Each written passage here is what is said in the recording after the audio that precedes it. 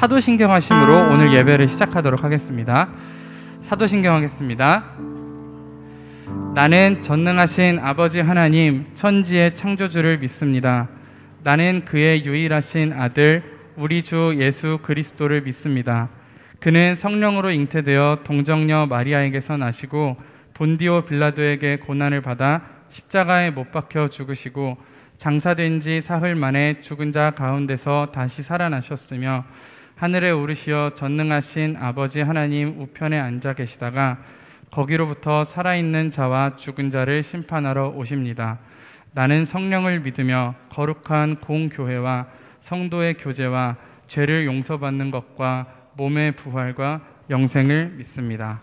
아멘.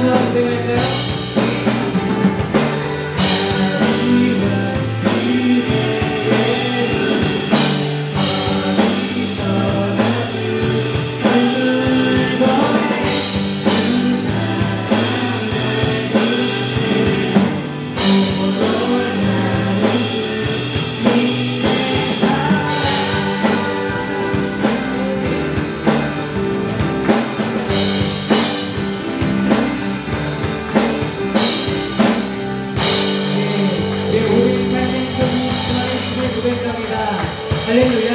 예.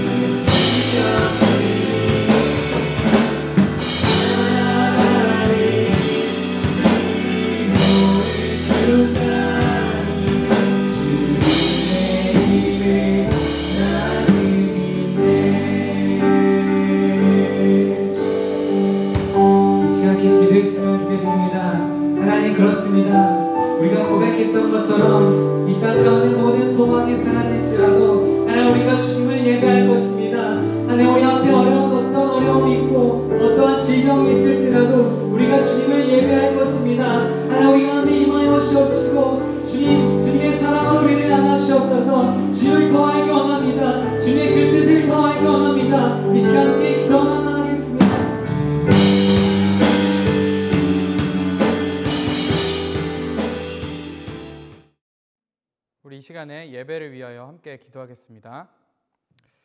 사랑이 많으신 하나님, 주님께 기도드립니다.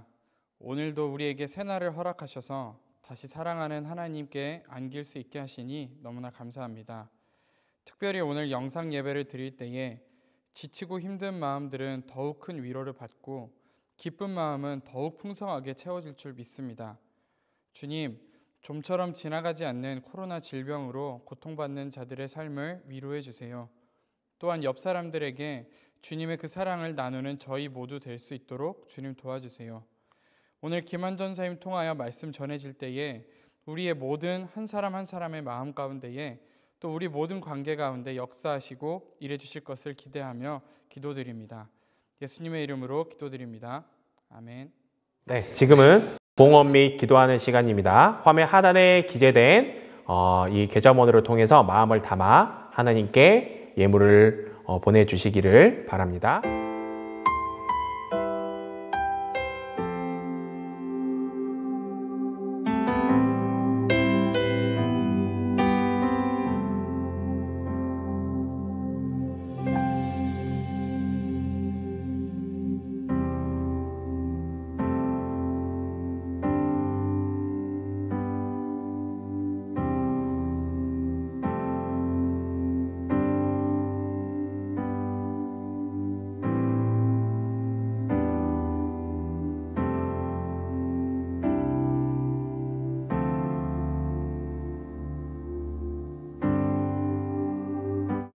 드린 예물 위해서 기도하겠습니다.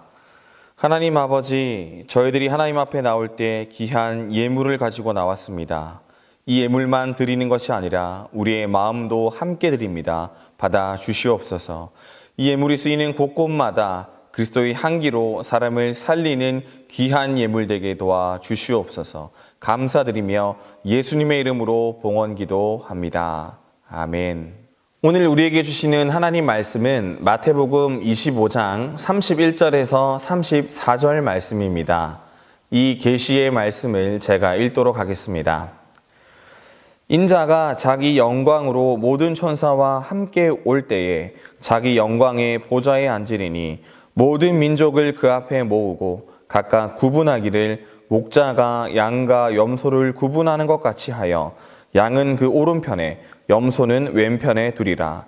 그때에 임금이 그 오른편에 있는 자들에게 이르시되 내 아버지께 복받을 자들이여 나와 창세로부터 너희를 위하여 예배된 나라를 상속받으라. 아멘. 광성교회 친구들 반갑습니다. 어떻게 추석 명절을 잘 보내셨어요? 코로나19가 정말 명절 분위기까지 많이 바꾼 것 같습니다. 예전 같으면 고향을 막 찾아갔을 텐데 이번에는 영상으로 통화를 많이 하더라고요. 부모님과 영상으로 또 할머니와 할아버지와 영상으로 많이 만나는 것을 보고 친구들은 어떻게 지내는지 참 궁금합니다. 명절 하면은 떠오르는 단어들이 있죠. 가족, 그리움, 음식, 또 추억, 아니면 성묘, 이런 단어들이 막 떠오릅니다. 민속놀이도 있네요. 윷놀이 같은 거. 네. 모름지기 명절이라고 하면 오랜만에 모인 가족들이 서로의 안부를 확인하고 어떻게 지내는지 인사하는 것들이 정말 중요한 시간 아니겠습니까? 맛있는 음식도 먹고요. 또 오랜만에 고향집에 가면 추억의 사진들을 보면서 이야기꽃을 피우기도 합니다. 또 추도 예배를 드리면서 먼저 저 천국에 가 있는 믿음의 조상들을 또 생각하고 떠올리며 이야기하기도 합니다. 저도 오랜만에 이 고향에 내려갔어요. 이 여름 휴가 때 주위에 있는 저 별다방에서 이 코로나가 발생해가지고 제가 못 가고 이번 추석에는 가족을 보러 부산에 내려갔다 올라왔습니다. 또 가서 이제 할머니, 할아버지 이제 산소에 다녀왔어요. 그래서 거기 가서 추도 예배를 드리고 또 거기서 할머니와 할아버지가 어떻게 신앙생활 하셨는지 또 우리를 얼마나 사랑해 주셨는지 그런 이야기들을 나누었습니다. 명절만큼이나 같이 지내는 가족들과 또 먼저 천국에 가신 분들의 이야기를 많이 하는 시간도 없는 것 같습니다. 그런데 이 명절보다요, 이 사람의 인생의 그 전체를 평가하는 시간이 있다고 하는데 그 시간이 언제인 줄 아세요?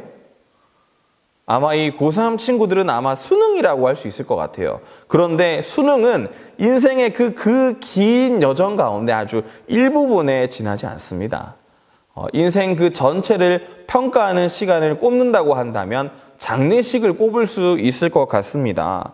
장례식은요, 고인을 기억하는 사람들이 모여서요, 고인에 대한 이야기들과 인생과 삶을 이야기하는 시간들입니다. 그리고 그 삶을 돌아보는 자리가 되죠. 그래서 그 사람이 살면서 어떠한 행적을 남겼는지 이야기도 하고요, 나에게 어떤 사람이었는지 평가를 하며 이야기를 나누기도 합니다. 그래서 유명했던 사람들에게는 묘비에 그 사람의 생전에 살아서 했던 행적을 기록하거나 아니면 그 사람의 철학을 한 문장으로 기록하는 경우가 많았다고 합니다. 우리가 잘 아는 음악 천재 슈베르트의 이야기를 든다면 음악은 이곳에 소중한 보물을 묻었다, 이렇게 멋지게 표현했더라고요. 그리고 또 우리나라의 역사에 있어서 중요한 선교사님인데요, 대한제국 시절에 고종의 밀사로 활약한 호머 홀버트 선교사는 이런 말을 묘비명에 남겼다고 합니다. 나는 웨스트민스터 사원보다 한국 땅에 묻히기를 원하노라. 이런 멋진 말을 남겼다고 합니다. 이 묘비명을 보면서 이 사람이, 이 선교사님이 얼마나 한국을 사랑했었는지 우리가 알 수 있는 대목입니다. 우리도 이렇게 제 인생을 평가받을 때, 자기 인생을 평가받을 때 정말 멋진 한 문장을 새길 수 있다면, 그리고 사람들에게 박수를 받을 수 있다면 얼마나 좋을까 생각해 봅니다. 그렇다면 여러분은 주위의 이웃들에게 어떻게 기억되기를 원하십니까? 아니면 혹시 내가 죽어서 묘비명에 한 줄을 남긴다면 어떤 멋있는 문장이 남기를 원하세요? 사람들의 어떤 평가를 원하십니까? 그런데 이 사람들의 평가보다 우리 인생에서 더 중요한 평가가 있다고 합니다. 오늘 성경을 보니까요, 사람들의 평가보다 더 엄중하게 우리를 평가하시는 분이 계시다고 나와 있습니다. 성경에서는 그분을 예수님이라고 이야기합니다. 예수님께서는 영광 중에 모든 천사와 함께 이 땅에 다시 오신다고 하십니다. 처음 오셨을 때는 베들레헴이라는 시골 마을에 마구간에서 말구유, 그러니까 말밥통이죠, 그 위에서 초라하게 오셨죠. 그렇지만 다시 이 땅에 오실 때는 영광 중에 모든 선사들을 데리고 이 땅에 왕으로 심판자로 오신다고 하십니다. 심판자로 오신 후에 예수님께서 하신 일은 바로 한 가지입니다. 모든 민족을 자신 앞에 쭉 세우시고서는 목자가 양과 염소를 구별하는 것처럼 각 사람을 오른편과 왼편으로 구분한다고 하십니다. 오른편과 왼편으로 사람들을 나누어 세울 때 사람들이 예수님께 막 묻습니다. 왜 내가 오른편으로 가야 됩니까? 왜 나는 왼편으로 가야 합니까? 그러자 예수님께서는 예수님 자기에게 선행을 베풀었던 사람을 기준으로, 또 그리고 선행을 베풀지 않았던 사람은 이쪽, 베풀었던 사람은 이쪽, 이렇게 예수님께서 구분한다고 하십니다. 사람들은 예수님의 말씀에 이렇게 반응을 합니다. 나는 예수님을 만난 적이 없습니다. 나는 예수님을 본 적이 없어요. 기억이 나지 않습니다. 그러자 예수님께서는 의외의 말씀을 하십니다. 지극히 작은 자 한 사람에게 한 것이 바로 나에게 한 것이라고 말씀을 하십니다. 나는 분명히 당신들의 행동을 기억하고 있으며 그 행동을 기준 삼아 오른편과 왼편으로 당신들을 나누고 있다고 하십니다. 이것은 단순히 묘비명에 멋진 글을 한 문장 남기는 것과는 차원이 다른 문제입니다. 인생의 평가로 천국과 지옥행이 정해지는 순간이기 때문입니다. 이렇게만 본문의 말씀을 우리가 또 이해한다면, 또 생각한다면 우리의 구원은 마치 선행으로만 결정되는 것처럼 보입니다. 하지만 예수님께서는 우리의 행위로 구원을 결정하시는 분이 아닙니다. 다시 강조합니다. 예수님께서는 우리의 행위로 구원을 결정하시는 분이 아닙니다. 구원은 먼저 예수 그리스도를 주로 고백하는 자에게 주시는 예수님의 선물입니다. 여기서 말하는 선행은 구원받은 성도들, 그러니까 구원받은 그리스도인들, 구원받은 교회 다니는 사람들에게 요구되는 의무인 것입니다. 의무. 구원받은 사람이라면 마땅히 해야 되는 일, 그 의무를 말씀하시는 겁니다. 그렇습니다. 구원받은 성도들이라면 지켜야 하는 의무가 있다고 지금 말씀을 하고 계시는 겁니다. 하나님을 사랑하고 이웃을 사랑하는 것. 이게 구원받은 그리스도인의 의무라는 것이죠. 의무는 마땅히 지켜야 하는 것이죠. 어려움을 당한 이웃에게 도움을 주고 손을 먼저 내미는 것. 바로 예수님께 하는 것이라고 말씀하십니다. 배고플 때, 목마를 때, 노숙자처럼 되었을 때, 입을 옷도 없을 때, 병들었을 때, 감옥에 갔을 때 이렇게 어려워하는 마음을 가진 사람을 돕는 것이 예수님을 돕는 것이라고 지금 예수님은 말씀하고 계시는 겁니다. 그런 상황에 필요를 채워줬던 사람이 예수님을 도운 사람이고 예수님이 말씀하신 그리스도인, 성도의 의무를 다하는 사람이라고 지금 성경은 말씀하시는 겁니다. 바꿔서 말하면 이렇게 할 수 있겠죠. 구원받았다고 떠들어대면서 자기 마음대로 신앙생활을 하는 것이 아니라 그리스도인으로서 하나님을 예배하고 구원받은 성도로서의 이웃을 사랑하는 의무를 다하는 것이 진정한 그리스도인이라는 것이죠. 자기 마음대로 행동하는 게 신앙인이 아니라요. 그리스도인이 아니라 구원받은 성도는 마땅히 그 의무를 다할 때에만이 성도의 자격을 유지할 수 있다는 말입니다. 선행 때문에 구원을 받는 것은 아니지만 이 선행이라는 의무를 다하지 않으면 그리스도인으로 하나님께 칭찬받을 수 없다는 거예요. 그렇다면 또 이런 질문이 생깁니다. 우리는 어느 때까지 이 선행을 해야 됩니까? 사랑의 실천을 해야 합니까? 사실 쉽지 않잖아요. 이 선행과 사랑을 유지해야 성도의 의무를 다하는 것이고 자격이 유지된다고 하는데 이거 쉽지 않잖아요. 언제까지 해야 됩니까, 하나님? 이렇게 물을 수밖에 없습니다.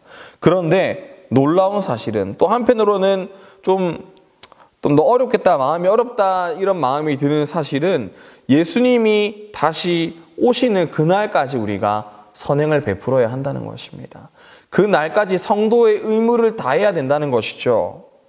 우리의 인생의 평가는 이 세상에서 살아가는 이 인생을 마치는 그 순간에 받는 것이 아닙니다.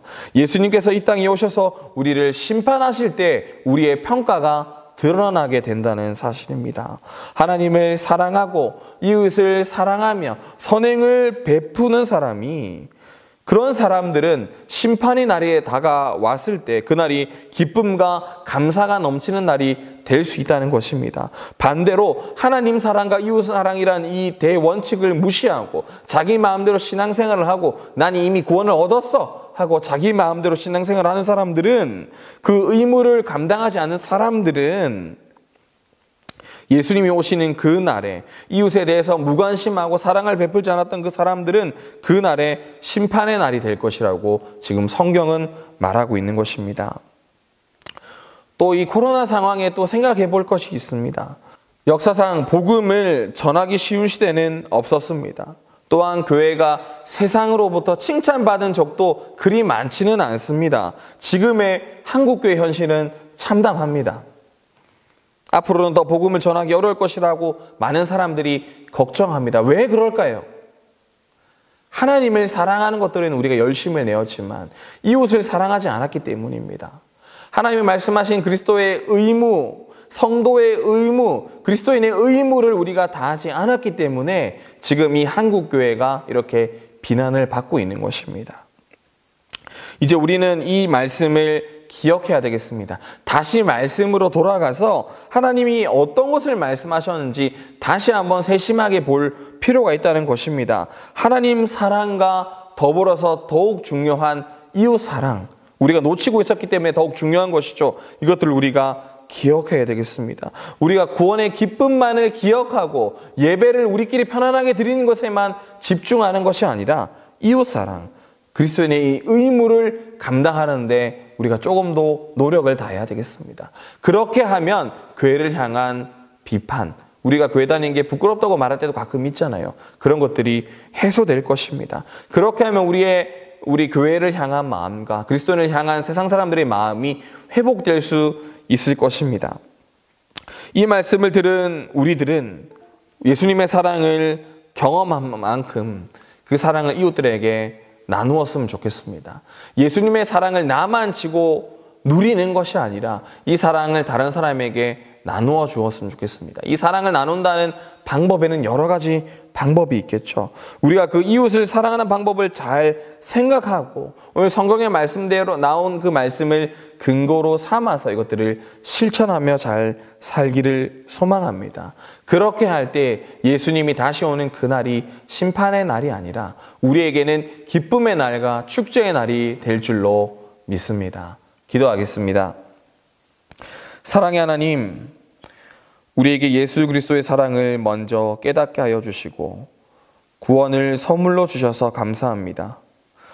하지만 그 사랑의 보답으로 이웃을 돌보지 않았던 우리의 모습을 용서하여 주시고 앞으로 이웃을 관심과 사랑의 대상으로 여기고 사랑의 실천을 행하는 우리가 될 수 있도록 도와주시옵소서.